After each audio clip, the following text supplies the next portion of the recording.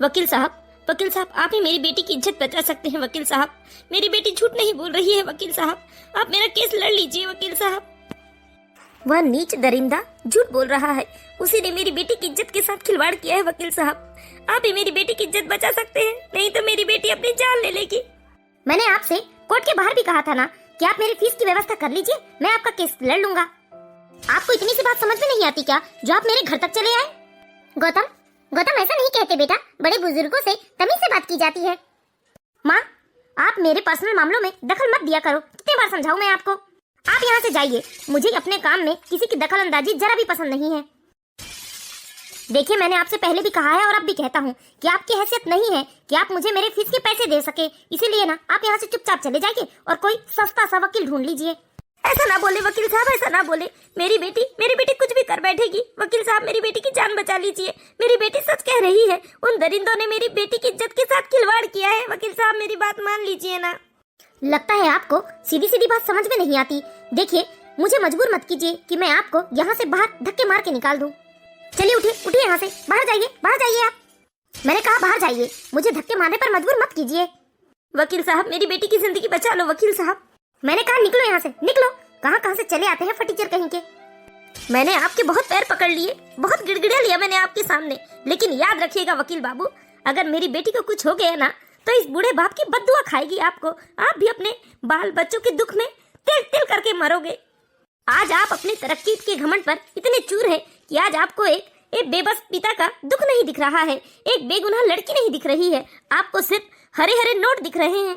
सच कहता हूँ वकील बाबू, अगर मेरी बेटी को कुछ हो गया ना तो मेरी बद्दुआ लगेगी आपको। आपके पास हरे हरे नोटों की टाल तो होगी, लेकिन आपके जीवन में खुशियाँ नहीं होगी। चल निकल बाहर निकल, अपनी बकवास बंद कर। तुझे क्या लगता है कि तेरे श्राप से मैं डर जाऊंगा? तू कोई भगवान है जो तेरा श्राप लगेगा मुझे? वैसे भी आज के जमाने में रुपयों से सब कुछ खरीदा जा सकता है, समझे ना? इसलिए निकलो चुपचाप यहाँ से। बहुत पछताओगे, एक दिन बहुत पछताओगे वकील बाबू। भैया, ये आपने ठीक नहीं किया। अरे आप कैसे इंसान हैं कि आपके दिल में जरा भी दया नहीं है किसी के लिए? वह बेचारे बुजुर्ग अंकल कितना गिड़गिड़ा रहे थे आपके सामने और आपने उन्हें धुतकार कर धक्के मार के घर से निकाल दिया। और तो और आपने माँ को भी उनके सामने कितनी बुरी तरीके से डांटा। ये आप ठीक नहीं कर रहे हैं भैया। छोटे, तू मुझे भजन बत्ती मत दे। तुझे क्या समझ में आता है? रुपए ऐसे ही नहीं कमाए जाते, और आज इस घर में जो चकाचौंध है ना, वो मेरे कमाए हुए रुपयों से ही है। और तू जो हीरो बना फिर रहा है, तू महंगे कॉलेज में पढ़ाई कर रहा है, वह सब मेरी दया से है। जिस दिन मैंने रुपए देने बंद कर दिया ना, उस दिन तू सरकारी कॉलेज में भी पढ़ने लायक नहीं रहेगा। भैया, मानता हूँ कि आपके रुपयों से मैं पढ़ाई कर रहा हूँ, लेकिन आपने भी तो पापा के रुपयों से पढ़ाई की है ना। छोटे, तू बहुत जबान लड़ाने लगा है मुझसे। तू भूल मत कि बच्चों की जिम्मेदारी बाप की होती है, भाइयों की नहीं। मैं तुम्हारे ऊपर जो रुपए खर्च कर रहा हूँ ना, उसे मेरा एहसान मानो। अरे बस करो तुम दोनों, बस करो। छोटी छोटी बातों में बस कहाँ की बात कहाँ लेकर आ जाते हो। दूसरों की बलाई हमारे घर आ जाती है। गौतम, जा तू कोर्ट जा, तुझे देर हो रही होगी ना। माँ, अपने इस छोटे लाडले को समझा दो, या मुझसे ना ज्यादा जबान न लड़ाए, नहीं तो जिस दिन मैंने रुपए देने बंद कर दिए, उस दिन यहाँ सबके अकल ठिकाने आ जाएंगे। माँ, देखा आपने? भैया को अपने रुपयों का कितना घमंड है। घमंड में चूर है भैया, कितने निर्दयी हैं, किसी के ऊपर उन्हें जरा भी दया नहीं आती। हाँ बेटा, गौतम बहुत ही निर्दयी हो चुका है, उसे अपने रुपयों का बहुत घमंड हो चुका है। लेकिन बेटा, यह घमंड उसका अच्छा नहीं है। एक न एक दिन उसे बहुत पछतावा होगा। उसे इस तरह का रवैया नहीं अपनाना चाहिए। ओह, देखो तो दोनों माँ बेटे को, ऐसे तो मेरी पति की कमाई पर पल रहे हैं और पीठ पीछे मेरे पति की ही बुराई कर रहे हैं। भाभी, सुधीर, एक शब्द नहीं। जा, तुझे कॉलेज के लिए देर हो रही है, तू जा यहाँ से। भैया कोई नहीं, बल्कि इन्हें भी रुपयों का बहुत घमंड हो गया है। सुधीर, मैंने कहा ना बेटा, चुपचाप तो कॉलेज के लिए निकल। अरे बहू, सुधीर की बातों में ध्यान मत देना, बच्चा है। हाँ, सुधीर तो बच्चा है, लेकिन आप तो बच्ची नहीं है ना। आप भी चुगली कर रहे थे मेरे पति की। माँ जी, भूलिएगा मत, आप जो सांस ले रही है ना, वह भी सिर्फ मेरे पति की वजह से ले रही है, क्योंकि आपकी सारी दवाइयों का खर्चा मेरे पति ही उठा रहे हैं, क्योंकि आपका छोटा लाडला तो अभी कुछ कमाता है नहीं। हाँ बहू, ठीक ही कह रही हो तुम। जब देखो तब मेरे पति की ही बुराई करते रहते हैं। असल में यह लोग जलते हैं कि मेरा पति इतने रुपए कमा रहा है। हे भगवान, मैंने तो सुधीर और गौतम दोनों को एक जैसी ही शिक्षा दी थी, लेकिन ना जाने क्यों दोनों में जमीन आसमान का फर्क है। दोनों की सोच कितनी अलग अलग है। एक तरफ मेरा सुधीर है जो दीन दुखियों की सेवा करता है, दूसरों की मदद करने में ही उसे आनंद आता है। एक तरफ ये गौतम है जो इतना निर्दयी निष्ठुर है कि किसी का दुख इसे मजाक जैसा लगता है। इसे सिर्फ रुपयों से मतलब है, इसके लिए बाप बड़ा ना भैया, और सबसे बड़ा रुपया है। लेकिन मुझे बहुत चिंता होती है। समय तो ऐसे ही बीत जाएगा, लेकिन भगवान ना करे कभी किसी की बद्दुआ अगर इसे लग गई तो इसके रुपए पैसे सब वहीं धरे के धरे रह जाएंगे। ये है प्रमिला जी। प्रमिला जी के 2 बेटे हैं, बड़ा बेटा है गौतम और छोटा बेटा है सुधीर। प्रमिला जी के पति एक सरकारी कर्मचारी थे जिनका निधन 6 साल पहले हो चुका है। प्रमिला जी ने अपने दोनों ही बेटों को एक जैसे संस्कार व शिक्षा दी थी, लेकिन उनका बड़ा बेटा बहुत ही घमंडी और वहीं छोटा बेटा बहुत ही दयालु निकला। जैसे प्रमिला जी का बड़ा बेटा गौतम घमंडी था, उससे कहीं ज्यादा घमंडी उसकी पत्नी श्वेता थी। वह भी बिल्कुल निर्दयी निष्ठुर थी, उसे किसी के ऊपर जरा भी दया नहीं आती थी। श्वेता, क्या हो गया? क्यों मुंह फुला रही हो? मैंने आपसे कहा था ना कि हमारे दोनों बच्चों की जब छुट्टी लगेगी तो हम लोग कश्मीर घूमने जाएंगे। उनकी छुट्टी लग गई, अभी तक आपने टिकट्स नहीं करवाए। बस कश्मीर? मैं तो थाईलैंड के सपने देख रहा था। देखो श्वेता, अभी मैं एक बहुत ही इंपॉर्टेंट केस में उलझा हुआ हूँ। जैसे ये केस सॉल्व हो जाएगा ना, तो ये सोच लो कि लाखों रुपए हमारे हाथ में आ जाएंगे। सच्ची? और नहीं तो क्या, सच बोल रहा हूँ। ये क्या पापा, हमने अपने सारे फ्रेंड्स को बता रखा है कि हम लोग छुट्टियों में कश्मीर घूमने जा रहे हैं। हाँ पापा, ये क्या आप प्लान कैंसिल कर रहे हैं? अरे बच्चों, मैं कश्मीर का प्लान कैंसिल कर रहा हूँ, लेकिन विदेश का प्लान बना रहा हूँ। हम सब विदेश घूम कर आएंगे। सोचो, जब तुम अपने सारे फ्रेंड्स को बताओगे कि तुम लोग विदेश गए थे। पापा, हम कुछ नहीं जानते, हमें कोई विदेश नहीं जाना है, हमें तो कश्मीर ही जाना है, हमें ले चलिए। अरे बच्चों, जिद मत करो, मैंने कहा ना हम लोग विदेश जाएंगे। आप लोग ऐसा ही करते हो, हमें जो चाहिए वो हमें कभी नहीं देते हो। रोली, बिल्कुल ठीक कह रही हो तुम। पापा मम्मी हमें सिर्फ अपने मन का देते हैं, हमारे मन का कुछ नहीं देते। उनकी चिंता मत करो, उन्हें मैं मना लूंगी बाद में। भैया, ये क्या किया आपने? क्या किया छोटे मैंने? भैया, अगर आपने वो दादाजी का केस नहीं लड़ा तो आपको उनके खिलाफ जो खड़ा था उसका भी केस नहीं लड़ना था ना, जबकि आपको मालूम था कि वो दादाजी बिल्कुल सच कह रहे हैं। लेकिन सब कुछ जानते हुए भी आपने सिर्फ रुपयों के लालच में उन गुंडे ममालियों का केस लड़ लिया और उन लोगों को जिता दिया आपने, जिसकी वजह से वो दादाजी की बेटी जहर खाकर अपनी जान दे दी। वह दादाजी क्या तुम्हारे कोई रिश्तेदार लगे थे जो तुम्हें इतनी फिक्र हो रही है उनकी? वैसे भी सिर्फ मेरा काम है केस लड़कर जीतना, मैं किसी से यहाँ रिश्ते नाते बनाने नहीं बैठा हूँ। मुझे क्या करना, कौन सही है कौन गलत? भैया, ये ठीक नहीं कर रहे हैं आप, आपको ऐसा नहीं करना चाहिए। अरे दूसरों की हाय लगती है, तुम्हें समझ में क्यों नहीं आता? मैंने तुमसे कितनी बार कहा है कि तुम मेरे पैसे में ना दखल अंदाजी मत किया करो। अरे मुझे सब मालूम है, यह लोग आपकी तरक्की से जलते हैं, इसलिए ऐसी जली कटी बातें करते हैं। अरे आपको बधाई देने की बजाय यह लोग आपकी ही बुराई करते रहते हैं। भाभी, कम से कम आपको तो समझना चाहिए, भैया को सही राह दिखानी चाहिए, तो आप उन्हें और गलत करने के लिए उकसाती हैं। अरे पैसा ही सब कुछ नहीं होता है भाभी। देख लीजिए अपने छोटे भाई को। अरे इस घर में तो मेरी जरा भी इज्जत नहीं है, जो आता है वह मुंह उठाकर मुझे सुना जाता है। देखिए जी, बहुत हो गया, मैं इस तरह से हर किसी की बातें नहीं सुन सकती हूँ। आपके पास इस बार जो भी रुपए आएंगे वह सारे रुपए जोड़ कर ना आप एक अपना मकान खरीद लीजिए, जहाँ हम बिना किसी के रोक टोक से रहें। यहाँ तो जब जो मर्जी आए तो देवर जी सुनाकर चले जाते हैं, तो कभी माँ जी सुनाकर चली जाती है। मैं इस घर की बड़ी बहू हूँ, लेकिन बड़ी बहू जैसा कुछ नहीं है, कोई इज्जत नहीं करता है इस घर में मेरी। सुधीर, तमीज नहीं है बात करने की? अपनी बड़ी भाभी से कोई ऐसी बात करता है क्या? देख, मैं तुझे पहले भी समझाया और आज भी समझाता हूँ, तू ना हमारे मैटर पे मत पड़ा कर। ठीक है भैया, नहीं पढ़ूंगा मैं, आज के बाद आपके मैटर पर नहीं पढ़ूंगा, पढ़ना भी मत, समझा ना? देखिए जी, अब सच में मैं इस घर में नहीं रहना चाहती हूँ। मैं चाहती हूँ कि हम कहीं और अपना मकान खरीद लें। लेकिन श्वेता, अभी मेरे पास इतने रुपए कहाँ हैं कि मैं तुरंत नया मकान खरीद लूं? अरे कम से कम आधे रुपए तो होंगे ना। वैसे भी इस घर के 2 हिस्से होने हैं, आप अपना हिस्सा बेच दीजिए और हम लोग कहीं और शिफ्ट हो जाते हैं। हाँ, बात तो तुम बिल्कुल ठीक कह रही हो। मैं अपना हिस्सा कल ही बेचने के लिए निकाल देता हूँ। माँ से मैं कल ही जाकर सारे पेपर ले लेता हूँ। कल क्यों, आज ही जाकर मांगिए पेपर और कह दीजिए उनसे कि आप अपना हिस्सा बेचना चाहते हैं। ठीक है, चलो माँ के पास। माँ, प्रॉपर्टी के सारे कागज निकालिए। क्यों बेटा, क्यों चाहिए तुम्हें प्रॉपर्टी के पेपर? माँ देखिए, मैं ना इस घर में चैन से नहीं रह पा रहा हूँ। मैं चाहता हूँ कि इस घर के मैं बराबर 2 हिस्से करवा दूं और मैं अपना हिस्सा बेचकर कहीं और शिफ्ट होना चाहता हूँ। यह क्या बोल रहा है गौतम, तू अपने घर के 2 हिस्से करना चाहता है? तो क्या गलत बोल रहा हूँ माँ? इतना चौंक क्यों रही हैं आप? वैसे भी इस घर में मैं और मेरी पत्नी चैन से नहीं रह पा रहे हैं। नहीं बेटा, ऐसा मत बोलो, इस घर में तुम्हारे पिता की जीवन भर की कमाई लगी है। अरे तो मैं क्या गलत मांग रहा हूँ? कौन सा मैं सुधीर का हिस्सा मांग रहा हूँ? मैं तो अपना हिस्सा बेचना चाहता हूँ ना। नहीं बेटा, इस घर के टुकड़े मत कर बेटा, अभी सुधीर की शादी भी करनी है मुझे, और तू कैसे इस घर से दूर चला जाएगा? तू इस घर का बड़ा बेटा है, तेरी कुछ जिम्मेदारियां हैं बेटा। रहने दीजिए माँ जी, इतने सालों से तो हम जिम्मेदारियां ही निभा रहे हैं, लेकिन यहाँ तो हमारी कोई इज्जत ही नहीं है। जो आता है मुंह उठाकर हमें सुनाकर चला जाता है। देखिए माँ, ये रोने धोने से ना कुछ नहीं होने वाला है। आप जल्दी से प्रॉपर्टी के पेपर दीजिए मुझे, मैं इस घर के 2 हिस्से कराऊंगा। अरे माँ, रो क्यों रही हैं आप? दे दीजिए इन्हें पेपर। मैं तो कहता हूँ कि ये मेरा हिस्सा भी ले ले। अरे सुधीर, तू ज्यादा उछल मत। 2 रुपए तो कमाता नहीं और ऐसे उछल रहा है जैसे करोड़ों का मालिक होगा। आज नहीं कमाता तो क्या हुआ भैया, कल तो कमाऊंगा ना, और इतना तो कमा ही लूंगा जिसमें मैं अपनी माँ का और अपना गुजारा कर सकूं। और जो भी मेहनत मजदूरी करूंगा वह ईमानदारी से करूंगा। मैं किसी गरीब की बद्दुआ लेकर नहीं कमाऊंगा। देख लीजिए इसकी जुबान, कैसे जुबान चला रहा है आपके सामने। भूल गए ये आपके एहसानों को। देख सुधीर, तू ज्यादा चीचपड़ मत कर। मैं जितना बोल रहा हूँ उतना करो बस। मुझे किसी का हिस्सा नहीं चाहिए, मुझे सिर्फ अपना हिस्सा बेचना है। नहीं बेटा, ऐसा मत कर बेटा, मत कर बेटा, हमें छोड़कर मत जा बेटा। तू चाहता है ना कि हम कुछ ना बोले तुझे, तेरी पत्नी, हम किसी को कुछ नहीं बोलेंगे, लेकिन तू इस घर से मत जा बेटा। नहीं माँ, मैंने फैसला कर लिया है।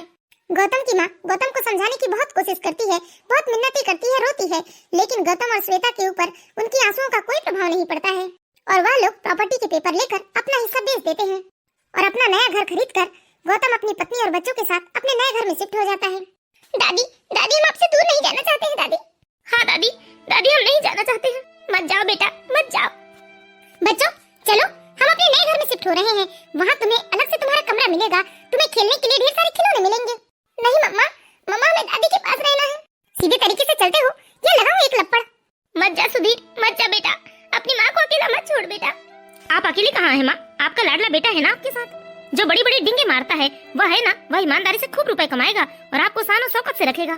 मेरी कमाई तो उसे हराम की लगती थी।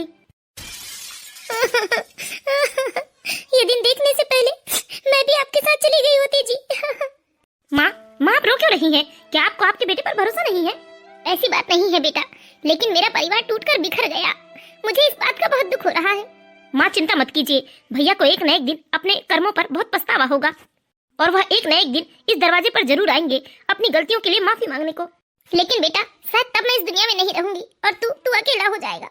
नहीं माँ, सब अपनी अपनी जिंदगी जी लेते हैं, किसी के बिना किसी की जिंदगी नहीं रुकती है। वैसे भी मेरी पढ़ाई पूरी हो गई है, मैंने नौकरी के लिए 3-4 जगह आवेदन किया है। इस तरह धीरे धीरे समय बीतने लगता है। उधर गौतम अपनी पत्नी और बच्चों के साथ बहुत मजे से जिंदगी जी रहा था और इसी तरह वह झूठ झपट करके ढेरों रुपए कमा रहा था। इधर गौतम को भी एक प्राइवेट कंपनी में सुपरवाइजर की नौकरी लग चुकी थी, जहाँ सीमित सैलरी थी, लेकिन वह खुशी खुशी अपना काम कर रहा था और अपनी माँ की बहुत अच्छे से देखभाल कर रहा था। गौतम बेटा। हाँ माँ, कुछ चाहिए था आपको? नहीं बेटा, कुछ नहीं चाहिए, मैं तुझसे एक बात करना चाहती हूँ। कहिए ना माँ। बेटा, अब मेरी जिंदगी के शेष ही दिन रह गए हैं। मैं चाहती हूँ कि तू मेरे जीते जी शादी कर ले, तब मैं तुझे 1 से 2 होता देख लूँ तो चैन से इस दुनिया को अलविदा कह सकूँ। तब तू अकेला ना होगा बेटा। हाँ माँ, लेकिन ऐसी बात मत कीजिए ना। यही सच है बेटा, अब मेरी उम्र काफी हो चुकी है। अगर तेरे मन में कोई लड़की हो तो बता बेटा, क्योंकि तेरे भैया भाभी को तो फुर्सत ही नहीं है कि वो कभी आकर हमारा हाल चाल ले। ठीक है माँ, आप चिंता मत कीजिए। आज तेरी बुआ आने वाली है, मैंने उससे तेरी शादी की बात छेड़ी थी। ठीक है माँ। दीदी, आपने रिश्ते की बात छेड़ी? हाँ भाभी, लड़की के पिता को तो सुधीर पहले से ही पसंद है, क्योंकि उसका भाई उसी कंपनी में काम करता है जिसमें हमारा सुधीर काम करता है। लेकिन देखिए, उन लोगों की माली हालत कुछ ठीक नहीं है। वह लोग बहुत ही साधारण तरीके से शादी करना चाहते हैं। ठीक है बुआ। मैंने गौतम की बहू श्वेता से बात की थी इस बारे में, लेकिन उसने तो साफ साफ कह दिया कि उसे तुम लोगों से कोई मतलब नहीं है और वह लोग ना ही शादी ब्याह में शामिल होंगे। मैं तो कहती हूँ कि साधारण जयमाले की ही शादी कर लेते हैं। ठीक है बुआ। इस तरह सुधीर और रोशनी की बहुत ही साधारण तरीके से शादी हो जाती है। रोशनी बहुत ही सीधी सादी और समझदार लड़की थी।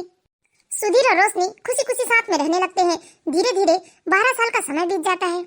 सुधीर की माँ भी इस दुनिया को अलविदा कह चुकी थी। क्या हुआ रोशनी, क्या किसी बात को लेकर परेशान हो तुम? नहीं जी, परेशानी कुछ नहीं है, बस माँ जी की बहुत याद आती है मुझे। देखिए ना, मुझे 8वां महीना शुरू हो गया है। काश माँ जी यहाँ होती तो उनके साथ मेरा अच्छा समय बीतता। आपकी तो कभी कभी नाइट ड्यूटी भी रहती है। रोशनी, क्यों ना तुम अपनी मम्मी को यहाँ बुला लो। लेकिन जी, बाबूजी की भी तो तबीयत ठीक नहीं रहती है ना। माँ यहाँ आ जाएंगी तो फिर उनकी देखभाल में दिक्कत हो जाएगी, क्योंकि भाभी के तो बच्चे छोटे हैं, तो भाभी अपने बच्चों को ही संभालने में रहती हैं। अच्छा तो एक काम करते हैं, मैं तुम्हें आज तुम्हारे मायके छोड़ देता हूँ। डिलीवरी के समय मैं खुद छुट्टी लेकर वहीं आ जाऊंगा। ठीक है जी। धीरे धीरे समय बीत रहा था। रोशनी ने 2 जुड़वा बेटों को जन्म दिया था। उधर गौतम और श्वेता के बच्चे भी अब अपने स्कूल की पढ़ाई पूरी कर चुके थे और वह दोनों कॉलेज में पढ़ाई करने लगे थे। ओहो मम्मा, कितना रोक टोक करती हैं आप मुझे, अब मैं कोई छोटी बच्ची नहीं रही। आप भैया को रोकी टोकिए ना, वह तो कैसी कैसी गंदी आदतें सीख रहा है। मैंने उसके कमरे में बहुत सारे सिगरेट देखे थे।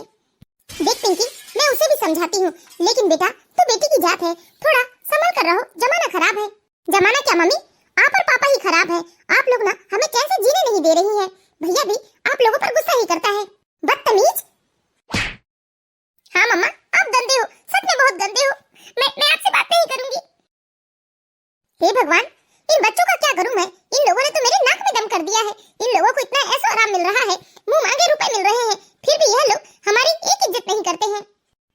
क्या हुआ श्वेता, क्यों बच्चों पर चिल्ला रही थी? आपके पास तो सिर्फ दो ही काम है, बस पैसे कमाना और अपने बाल डाई करना। इधर बच्चे मेरी नाक में दम कर रहे हैं, ये आपको दिखता नहीं है? समय निकालिए बच्चों के लिए, बहुत बदतमीज होते जा रहे हैं बच्चे। अरे टेंशन क्यों लेती हो, अगर रुपए मांग रहे हैं बच्चे तो चुपचाप रुपए दे दो ना। वैसे भी रुपए दे दो तो उनकी सारी जरूरतें पूरी हो जाती हैं। हाँ हाँ, बस ऐसा ही बोलिए आप, बस उन लोगों के ऊपर ध्यान मत दीजिए। आपको मालूम भी है रोहन कैसे उल्टी सीधी हरकतें सीख रहा है। कल उसके कमरे में मुझे शराब की बोतल और सिगरेट के पैकेट मिले थे। अरे ये कोई बड़ी बात नहीं है, छोटी सी बात का हंगामा मत मचाओ। मुझे एक जरूरी केस के सिलसिले में जाना है, अभी मैं जा रहा हूँ, शाम को बात करते हैं। गौतम और श्वेता के बच्चे दिन ब दिन और बदतमीज होते जा रहे थे और वह गलत आदतों में भी उलझते जा रहे थे। लेकिन गौतम अपने बच्चों की आदतों को नजरअंदाज करते चला जा रहा था। धीरे धीरे समय बीत रहा था और श्वेता दिन ब दिन बस अपने बच्चों की गलत आदतों की वजह से सिर पीटते रहती थी, क्योंकि हर कोई आकर उन्हें उनके बच्चों की शिकायत ही बताता था। रोहन रोहन, मम्मी कितने बार समझाऊं आपको, आप मेरे कमरे में सीधे घुस आती हैं। इस घर में तो प्राइवेसी नाम की कोई चीज नहीं है। अरे थोड़ी तो तमीज सीख ले कि माँ से कैसे बात करना चाहिए। आप तो बस मुझे ही तमीज सिखाइए। और उधर पिंकी कैसे कैसे लड़कों के साथ घूम रही है। क्या बोल रहा है तू? हाँ मम्मी, पिंकी को सुधार लीजिए, नहीं तो एक दिन बहुत बुरा हो जाएगा। हमारे कॉलेज का सबसे लफंगा लड़का है जिसके साथ पिंकी ने दोस्ती बनाकर रखी है। वह सरेआम बाइक में उसके साथ घूमते रहती है और मैं उसे रोकता टोकता हूँ तो मुझे चुप करा देती है। अच्छा, तो तू माँ से मेरी चुगली बता रहा है? मैं बताऊं तेरी माँ, ये अपने दोस्तों के साथ बैठकर शराब पीता है। मेरी सहेली ने खुद बताया है मुझे। तुझे इसीलिए हम कॉलेज भेजते हैं कि तू ऐसे लुच्चे लफंगों के साथ दोस्ती बनाए। वो लुच्चा लफंगा नहीं है माँ, मैं उससे प्यार करती हूँ। बेशरम बदतमीज, मारिए और मारिए मुझे, आज मैं नहीं रहूंगी। हे भगवान, लगता है ये लड़की हमें कहीं मुंह दिखाने लायक नहीं छोड़ेगी। पिंकी पिंकी मेरी बात सुन। नहीं सुनना है, मैं आज ये घर छोड़कर जा रही हूँ। हे भगवान, ये सब क्या देख रही हूँ मैं? हे भगवान, मैंने इन बच्चों को दुनिया की सारी सुख सुविधाएं दी, लेकिन यही बच्चे आज मेरा जीना हराम कर चुके हैं। तू खड़ा क्या है? जा जा पिंकी को पकड़, कहीं वो घर छोड़कर सच में न चली जाए।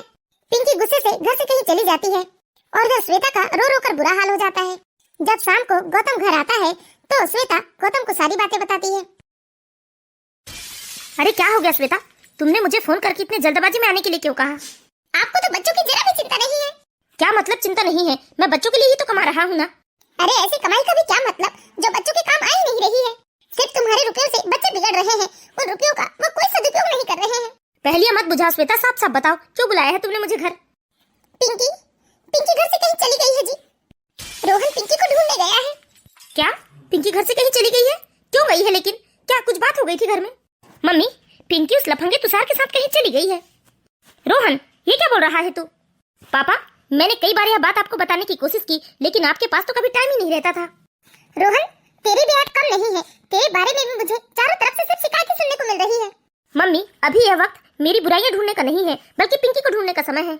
मैं अभी जाकर पुलिस में रिपोर्ट लिखाता हूँ। नहीं बेटा, मेरी बेटी की इज्जत का सवाल है, बेकार में ही लोग तरह तरह की बातें करेंगे। मैं अपनी बेटी की कंप्लेंट नहीं करवाना चाहती हूँ। हम लोग खुद जाकर ढूंढेंगे उसे। यह क्या बोल रही हो श्वेता तुम? और नहीं तो क्या जी, बेकार में लड़की की भी तो बदनामी होती है ना। अरे हम रिपोर्ट नहीं करवाएंगे, हम अपने स्तर पर छानबीन करेंगे। चलिए चलिए ढूंढते हैं उस तुषार को। एक मिनट, मेरे कुछ दोस्त हैं, मैं उनको फोन करके बता देता हूँ कि वह लोग अपने स्तर में तुषार का पता लगाए। ठीक है पापा, मैं भी जा रहा हूँ अपने दोस्तों के साथ। हे भगवान, ना जाने मेरी बेटी के साथ क्या हुआ होगा। सब आपकी वजह से है। आपने बच्चों पर कभी ध्यान नहीं दिया, सिर्फ रुपए कमाकर बच्चों के सामने रखते गए और बच्चे उन रुपयों का दुरुपयोग करते रहे। श्वेता, बड़ी बड़ी बातें मत करो। तुम्हें मुझसे कहा करती थी कि सिर्फ और सिर्फ तुम्हें रुपए चाहिए, ढेर सारे रुपए चाहिए। मैं दिन रात तुम लोगों के लिए तो मेहनत कर रहा हूँ ना, और मैंने करोड़ों रुपए भी कमाए हैं। लेकिन मैंने ये तो नहीं कहा था आपसे कि बच्चों पर ध्यान मत दीजिए। बच्चों पर ध्यान देना माँ की जिम्मेदारी होना चाहिए। तुम्हें भी तो कभी शॉपिंग करने से तो कभी किटी पार्टी करने से फुर्सत नहीं रहती थी। तुमने भी बच्चों पर ढंग से ध्यान कहाँ दिया है? हाँ, आप तो सारा दोष अब मुझ पर ही उड़े लिए। देखो श्वेता, ये बहस करने का समय नहीं है। वैसे ही मेरा दिमाग बहुत गर्म है। अभी मैं जा रहा हूँ पिंकी की तलाश पे। इधर गौतम ने करोड़ों रुपए कमा तो लिए थे, लेकिन उसकी जिंदगी में सुकून मात्र नहीं था। और उधर सुधीर अपनी पत्नी और दोनों जुड़वा बच्चों के साथ बहुत खुश था। भले ही रुपए उसके पास कम थे, लेकिन उसकी जिंदगी में बेशुमार खुशियाँ थी। सुधीर के दोनों बच्चे बहुत ही संस्कारी थे। वह अपने माता पिता को ईश्वर का दर्जा देते थे। ठीक है पापा, ठीक है मम्मी, हम जा रहे हैं एग्जाम देने। ठीक है बेटा, पहले प्रश्न पत्र को ध्यान से पढ़ना तुम लोग, उसके बाद ही आंसर राइटिंग स्टार्ट करना। जी पापा जी। चलो भैया। ईश्वर का लाख लाख शुक्र है रोशनी। भले ईश्वर ने हमें दौलत कम दी है, लेकिन हमें इतने संस्कारी और इतने अच्छे बच्चे दिए हैं। मेरे लिए तो सबसे बड़ी मेरी दौलत यही मेरे बच्चे हैं। कितने आज्ञाकारी हैं हमारे बच्चे, हमसे पूछे बिना कोई काम नहीं करते हैं। इसका श्रेय तो मैं तुम्हें देना चाहूंगा रोशनी। तुमने बहुत ही प्यार से इन बच्चों को पाल पोस कर बड़ा किया है। सिर्फ मेरी वजह से बच्चे ऐसे नहीं है जी, आपने भी बच्चों पर पूरा ध्यान दिया है। संडे के दिन तो सुबह से लेकर शाम तक आप बच्चों के साथ ही रहते हैं, उनकी पसंद नापसंद हर चीज उनसे आराम से बैठकर पूछते हैं। बच्चे भी आपको अपना सच्चा दोस्त मानने लगे हैं। ठीक है रोशनी, मैं ऑफिस जा रहा हूँ। ठीक है जी, समय पर लंच कर लीजिएगा। अच्छा ठीक है, तुम भी थोड़ी देर का आराम कर लेना, दिन भर काम मत करती रहना। हाँ हाँ जी, आपको तो हमेशा अपने से ज्यादा मेरी ही चिंता होती है। हे ईश्वर, आपका लाख लाख शुक्र है जो आपने मुझे इतना प्यारा परिवार दिया है। हे भगवान, सुबह से शाम होने को आई लेकिन अभी तक मेरी बच्ची का कहीं कुछ पता नहीं चला। रोहन, रोहन पता चला क्या बेटा पिंकी का कुछ? नहीं माँ, लेकिन यह तो कंफर्म हो गया है कि पिंकी उस लफंगे तुषार के साथ ही गई है, क्योंकि मेरे एक दोस्त ने बताया कि उसने पिंकी को उसके पीछे बाइक में बैठे देखा है। हे भगवान, ना जाने वह लफंगा मेरी बेटी को कहाँ ले गया होगा। इधर पिंकी की माता पिंकी के लिए हर पल तड़प रही थी और उधर पिंकी उस लफंगे तुषार के चंगुल में फंस गई थी। तुमने तो कहा था तुषार तुम मुझसे बहुत प्यार करते हो, लेकिन तुमने तो मुझे नोच खाया। पागल लड़की, मैं और तुझसे प्यार? वह तो मैं तेरे घमंडी बाप को ना सबक सिखाना चाहता था। तेरे बाप को रुपयों का बहुत घमंड है। अब देखता हूँ कि तेरा बाप मेरा क्या बिगाड़ सकता है, या तेरे बाप के रुपयों में कितनी ताकत है जो तेरी लूटी हुई इज्जत को वापस ला सकता है। तुषार, तुषार तुम वो वीडियो डिलीट कर दो। तुषार, जो तुमने मेरी वीडियो बनाई है वो डिलीट कर दो, डिलीट कर दो, नहीं तो मैं अपनी जान दे दूंगी। अगर वो वीडियो डिलीट कर दिया तो तेरे बाप को मैं ब्लैकमेल कैसे करूँगा? नहीं तुषार, मैं तुम्हारे पैर पड़ती हूँ तुषार, प्लीज प्लीज वो वीडियो डिलीट कर दो, नहीं तो सच में मैं अपनी जान ले लूंगी। मैंने बहुत बड़ी गलती की जो तुम पर भरोसा किया। मुझे लगा सच में तुम मुझसे बहुत प्यार करते हो, तुम मेरे लिए कुछ भी कर सकते हो, लेकिन मैं गलत थी। तेरे निर्दयी बाप की वजह से मेरे निर्दोष पिता ने अपनी पुश्तैनी संपत्ति उस नीच जमींदार को दे दी, जिसने धोखे से मेरे पापा से वह सारी जमीन हड़प ली थी। तेरे बाप को यह सारी बात पता थी, लेकिन तेरे बाप ने पैसे वाली पार्टी का साथ दिया और मेरे पापा तेरे बाप की वजह से केस हार गए और वह जमीन हमारे हाथ से निकल गई जो हमारी खुद की थी। तुषार मेरे पापा की गलती की सजा तुम मुझे क्यों दे रहे हो तुषार? क्योंकि तेरे बाप को सबक सिखाने का मेरे पास यही एक आखिरी रास्ता था। तुषार, क्या तुमने सच में मुझसे कभी प्यार नहीं किया? करता था, कभी तुझसे मैं बहुत प्यार करता था, लेकिन तुझे भी तेरे बाप के रुपयों पर बहुत घमंड था। लेकिन अब नहीं करता मैं तुझसे प्यार। चली जा तू यहाँ से, मेरा काम हो गया। अब इसके बाद चाहे मुझे जेल की सजा ही क्यों ना हो जाए, लेकिन मैं अब जो करना चाहता था वो कर चुका हूँ। अब तू चली जा यहाँ से। तुषार ने पिंकी की इज्जत के साथ खिलवाड़ किया था और साथ में उसका वीडियो भी बना लिया था ताकि वह बाद में पिंकी के पिता गौतम जी को ब्लैकमेल कर सके। असल में गौतम जी को यह बात पता नहीं थी कि जो रंजीत मल्होत्रा उनके पास अपनी जमीन का केस लेकर आए थे, तुषार उन्हीं का बेटा है। तुषार असल में गौतम जी से बदला लेना चाहता था, क्योंकि गौतम की वजह से ही उसके पिता की अपनी संपत्ति उन झूठे जमींदारों ने छीन ली थी। इसीलिए तुषार ने जानबूझकर पिंकी के साथ प्यार का झूठा नाटक किया और उसे अपने झांसे में लिया। तुषार पिंकी को जाने के लिए कह देता है और पिंकी रोती हुई अपने घर चली जाती है और घर जाकर वह एक कोने में बैठ जाती है, किसी के सवालों का कोई जवाब नहीं देती। पिंकी बताना बेटा, तू चुप क्यों है बेटा? पिंकी, सब ठीक तो है ना बेटा? पिंकी बोल ना, उस तुषार की जान ले लूंगा मैं। बोल पिंकी, बोल बेटा, मैं उस तुषार के टुकड़े टुकड़े करवा कर ना उसे किसी गंदी नाली में फेंक दूंगा। बोल उस तुषार ने कुछ किया तो नहीं तुझे? बोल मैं अभी 8-10 गुंडे भेजता हूँ उसके लिए, मैं जान ले लूंगा उसकी। पापा, आप उसकी जान भी ले लोगे ना तो मेरी इज्जत वापस नहीं आ सकती। ये क्या बोल रही है पिंकी तू? हाँ पापा, आप करोड़ों रुपए खर्च भी कर देंगे ना तो मेरी इज्जत वापस नहीं आ सकती। पिंकी तेरे पापा है ना बेटा, तो ऐसा मत बोल। उस दुष्ट को ऐसी सजा दिलवाऊंगा मैं। तुझे मालूम है ना कि तेरे पापा के सामने कोई टिक नहीं सकता। ऐसे बुरी तरीके से उसे केस हराऊंगा ना कि पूरी जिंदगी सलाखों के पीछे रहेगा वो। नहीं पापा, इस बार तो आपके सामने ऐसी मजबूरी है कि आप केस भी नहीं लड़ सकते हैं। ये क्या बोल रही है बेटा तू? पापा, उसने मेरी गंदी वीडियो बनाई है और उसने मुझे धमकी दी है, अगर आपने पुलिस कंप्लेंट की या किसी भी तरह से कहीं भी शिकायत की तो वह मेरी वीडियो इंटरनेट पर वायरल कर देगा। क्या उस नीच तुषार ने ऐसा किया है? कुछ नहीं कर सकते पापा, कुछ नहीं कर सकते। आज यह केस आप हार चुके हो पापा, और अब मैं भी जिंदगी से हार चुकी हूँ। अब मुझे इस दुनिया में नहीं रहना है। पापा मैं आपसे इच्छा मृत्यु की मांग करती हूँ। पापा, मुझे जहर दे दीजिए। ऐसा मत बोल मेरी लाडो, ऐसा मत बोल। तू ऐसा नहीं कर सकती। तेरे पापा तेरे बिना जिंदा नहीं रह सकते बेटा। पापा, आपने ढेर सारे रुपए दिए हमें, दुनिया की सारी खुशियां देने की कोशिश की, लेकिन आपने अपना कीमती समय नहीं दिया हमें। काश आपने हमें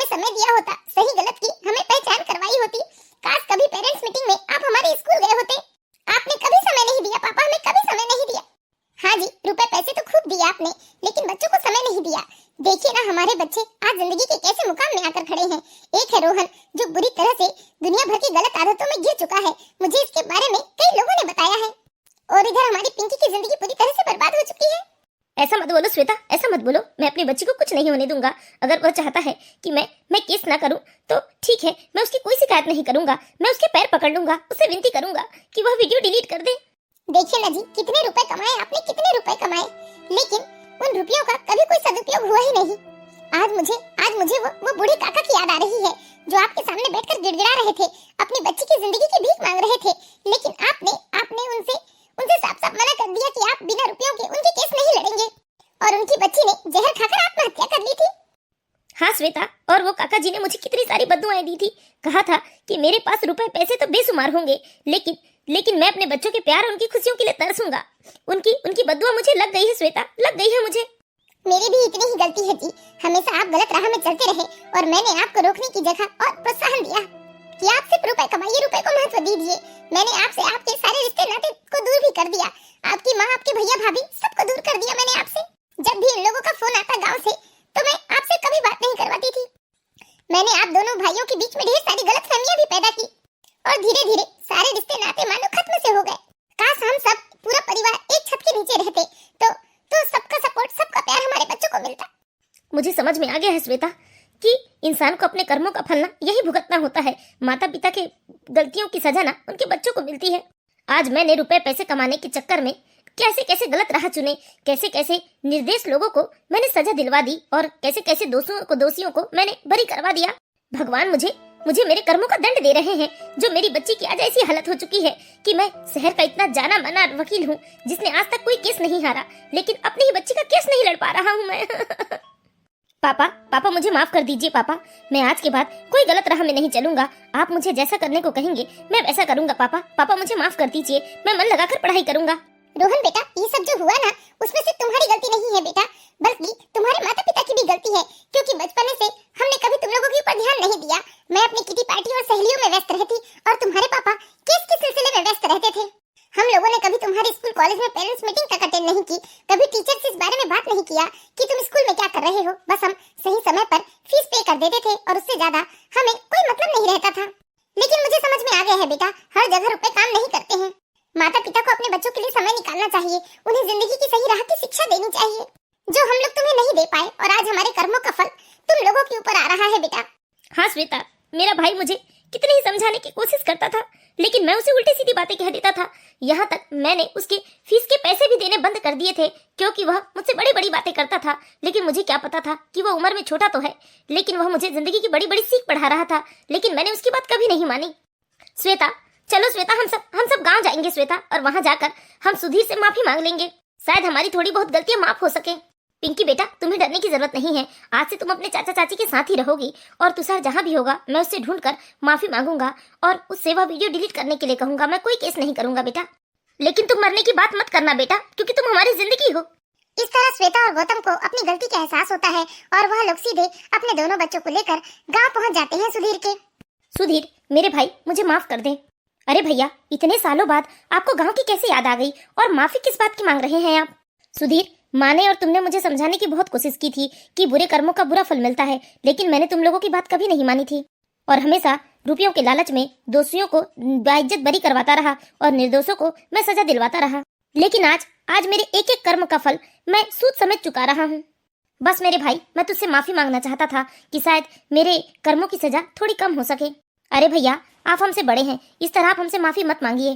तो दोस्तों, देखा आपने, हमें हमारे कर्मों की सजा इसी जन्म में भुगतनी होती है। तो मैं आशा करती हूँ दोस्तों आप लोगों को ये कहानी जरूर पसंद आई होगी। कहानी अच्छी लगी हो तो प्लीज इस वीडियो को लाइक कीजिए और इसी तरह की मोरल स्टोरीज देखते रहने के लिए हमारे चैनल बालाघाट की बेटी को सब्सक्राइब करें।